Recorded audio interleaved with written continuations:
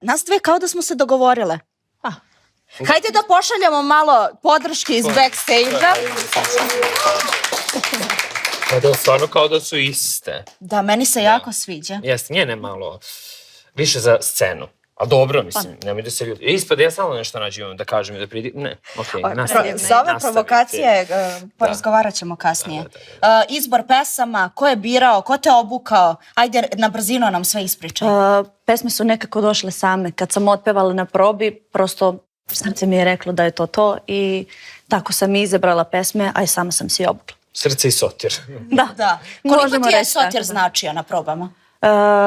Dosta mi je to značilo, stvarno, jer možda sama ne bih izabrala tu pesmu, ali kada sam videla reakcije, znala sam da je to to. Pored sotirove podrške imamo i tvoju podršku. Ko je sa nama večeras? Ujak, tetka i brat. Koliko ti njihova podrška znači? Mnogo. Ništa. Nas petoro ti držimo palčeve. Petoro, svi držimo palčeve. Dobro, ajde. Da. I da bude za kraj... Najslađe. Jeste, ona trešnjica na tortici.